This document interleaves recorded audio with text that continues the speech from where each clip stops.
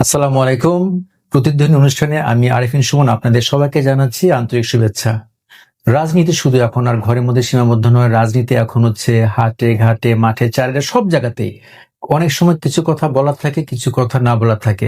সেই সব কথা বলা এবং না কথা বলা নিয়েই কিন্তু আমাদের আজকের এই অনুষ্ঠান প্রতিধ্বনি।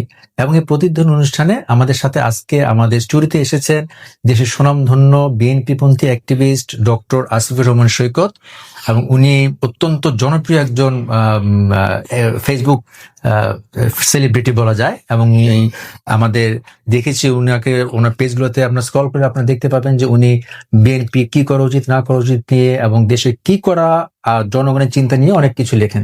তো সেই নিয়ে আজকে আসিফুর রহমান সৈকত আপনাকে স্টুডিওতে আসার জন্য শুভেচ্ছা। অনেক অনেক শুভেচ্ছা ডক্টর আরিফিন।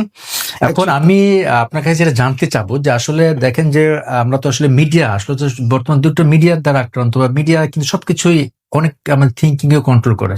তো যেমন জনাব আপনাদের লিডার বা জনাব বাংলাদেশ ন্যাশনালিস্ট পার্টির যে ভারপ্রাপ্ত চেয়ারম্যান জনাব তারেক রহমান দেশে আসার আগে কিন্তু মিডিয়াতে অনেক কিছু হয়েছিল, ফেসবুক, বিশেষ ফেসবুকে উনি অনেক ট্রল করেছিলেন এবং উনি কিন্তু নিজে বলেছেন যে আসলে এইসবকে উনি আসলে এনজয় করেন এবং উনি আসলে এগুলো নিয়ে চিন্তা করতে চান না। এটা কিন্তু একটু পজিটিভ দিক।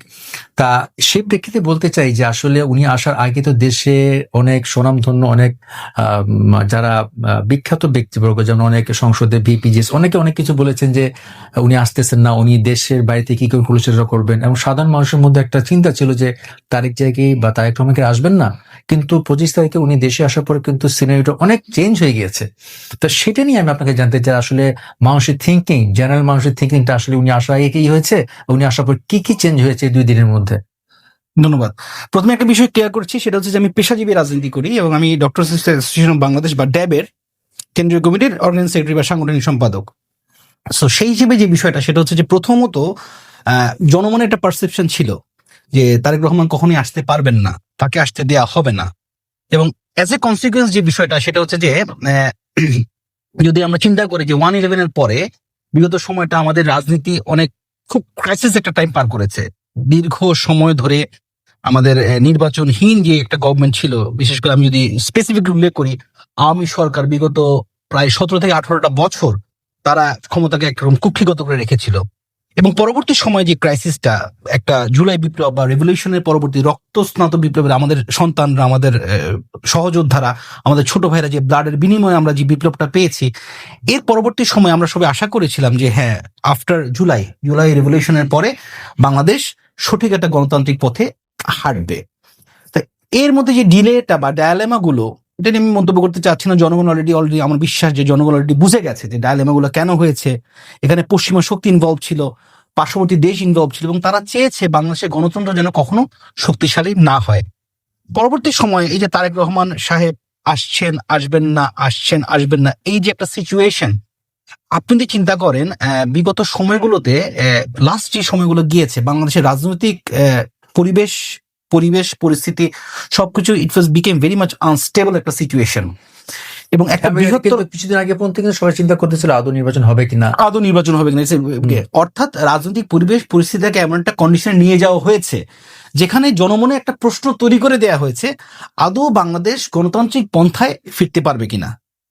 আচ্ছা, এর প্রেক্ষিতে আমি বলতে চাই আসলে দেশের মানুষের যে ইন্টারেস্ট তারেক রহমানের প্রতি, যেমন গতকালকে আমরা দেখেছি চ্যানেল আই একটা নিউজে যে প্রথম 12 ঘন্টা যে পরিমাণে হিট হয়েছে, এবং একটা মানুষ যদি লাগাতার সেখানে আমি আপনাকে একটু থামাই দিই। আমি যদি আমি পাল্টা প্রশ্ন করি যে জনমনে কেন এই ধরনের একটা আশা আকাঙ্ক্ষা, জনগণ কেন এটাতে উচ্ছ্বসিত হবে না?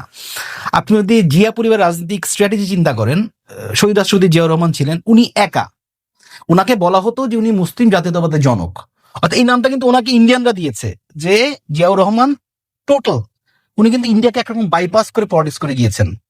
পরবর্তী সময় যদি আপনি খেয়াল করেন, ওনার সহধর্মিনী বেগম খালেদা জিয়া যেভাবে রাজনীতি করেছেন, উনি একইভাবে, অর্থাৎ কোনো দেশের লেজুর ভিত্তি না করে একটা দেশকে কিভাবে ইকোনমিক্যালি স্ট্রেংথ করা যায়, সমাজতন্ত্র থেকে শুরু করে সবকিছু কিভাবে শক্তিশালী করা যায়, উনিও সেই পথে হেঁটেছেন।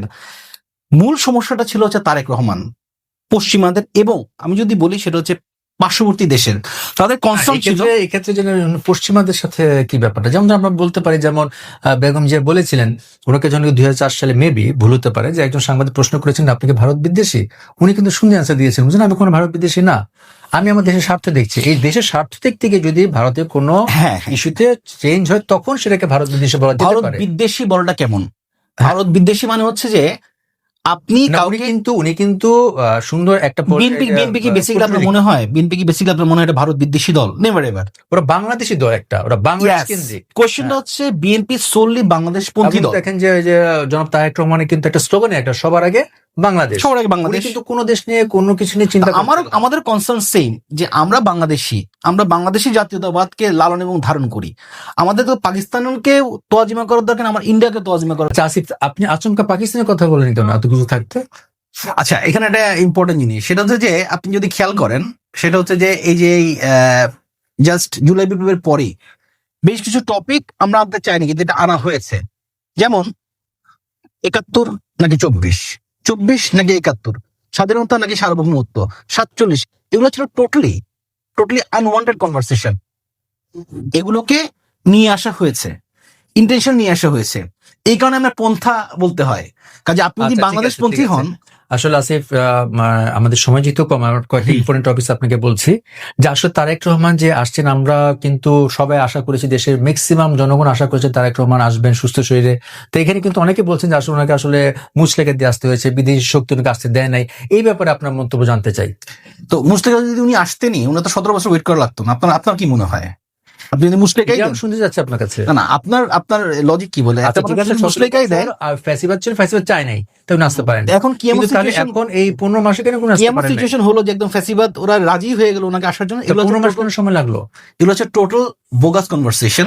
এই কনভারসেশন গুলা তোলা হচ্ছে একটা মানুষের লেজিটিমেসিকে, একটা মানুষের গ্রহণযোগ্যতাকে প্রশ্নবিদ্ধ করার জন্য। এবং আপনি যদি একটা জিনিস খেয়াল করে দেখেন, জিয়া ফ্যামিলি বা জিয়া পরিবার কোনো ক্রাইসিসই কারোর সাথে আপোষ করেনি। আপনি আপোষের কোনো হিস্ট্রি জিয়া ফ্যামিলিতে অন্তত পাবেন না। কাজে ওনাদের সন্তান তারেক রহমান আপোষ করবে, কেউ যদি এটা স্ট্যাবলিশ করতে চায়, আমি বলবো যে সে বোকার রাজ্যে বাস করতেছে। রাদার দেন আমি যদি বলি বিপক্ষ যারা আছে, স্পেশালি জামাত, তারা বিভিন্ন জায়গায় বিভিন্ন সময়ে দিল্লির সাথে আমাদের কোনো বিরোধ নাই, দিল্লি আমাদের অমুক, দিল্লি আমাদের তমুক, দিল্লি ছাড়া হবে না, এই ধরনের অনেক কনভারসেশন অলরেডি হয়ে গেছে। কাজেই আপনি দেখুন এটা বলতে চান যে জনাব তারেক রহমান এটা দিয়ে এসেছেন, সেটা দিয়ে এসেছেন। হ্যাঁ, উনি দীর্ঘদিন দেশের বাইরে ছিলেন, ওনাকে দেশের বাইরে নির্বাসিত করে রাখা হয়েছিল, এবং সেটা বাংলাদেশের ক্রাইসিস টাইমে উনি মনে করেছেন যে এখন এই মুহূর্তে বাংলাদেশে আসা ওনার প্রয়োজন। দ্যাটস দ্য রিজন উনি এই দেশে আসার সিদ্ধান্ত নিয়েছেন, এবং এর সাথে মুসলেখা গেল সব হাস্যকর কনভারসেশন। আচ্ছা জনাব আসিফ, ধন্যবাদ আজকে আমাদের স্টুডিওতে আসার জন্য। যেহেতু আমাদের সময় কম, তা উপস্থিত দর্শক, যেসব কথা আমরা বলছি আসলে এখানে কিন্তু আমরা কিন্তু যে কথাগুলো জনাব আসিফ রহমানের কাছে শুনলাম, যে এইগুলো কিন্তু আমরা কিন্তু আসলে আমাদের উনি যে চিন্তা করেছেন, এই চিন্তা কিন্তু অনেকেরই চিন্তা, যে অনেকে মনের কোশ্চেন, মনের যেগুলা জিজ্ঞাসা ছিল সেগুলো কিন্তু উনি দিয়ে দিয়েছেন। তা আশা করা যায় আপনারা আমাদের এই অনুষ্ঠানটি উপভোগ করেছেন। আপনাদের সবাইকে ধন্যবাদ পরবর্তী অনুষ্ঠান দেখার জন্য। আসসালামু আলাইকুম, সবাই ভালো থাকুন।